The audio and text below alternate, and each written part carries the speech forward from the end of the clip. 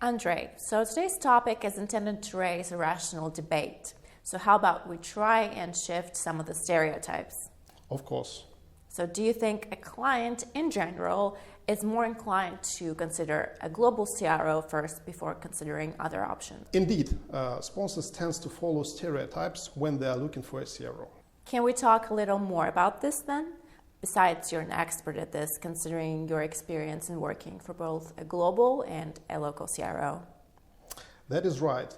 10 years working for a global CRO before joining the OCT team. So any company prioritizes their biggest account.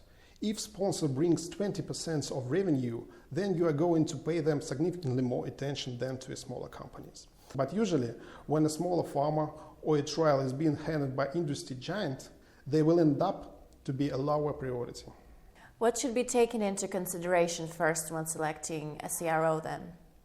There is a lot to consider. Both local and global CROs have advantages and drawbacks, because every study is unique.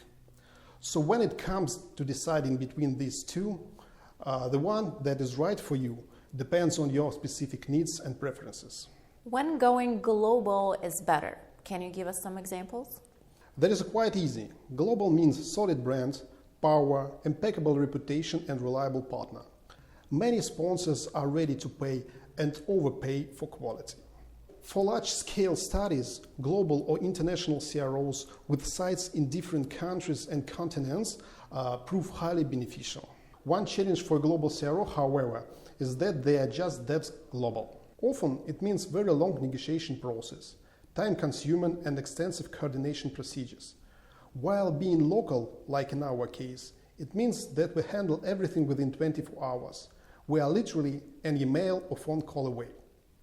Since you already started talking about a local CRO, what are its strongest points?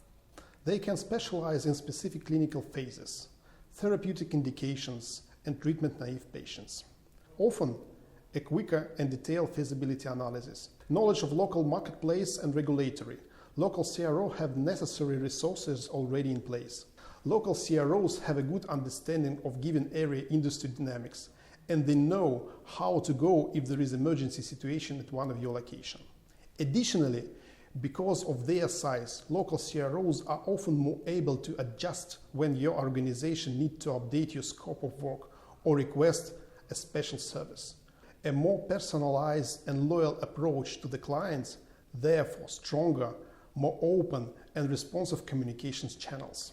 Quicker resolving of local logistics issues. And finally, local CRO are typically less expensive and rates are lower or more competitive due to reduced overheads, local labor costs and leaner efficiencies. So Andrey, how can we sum it all up? The decision depends on multiple factors, as mentioned before. The best model of cooperation is a flexible model. Andrey, it was a pleasure to have you here. Thank you for your time. Thank you.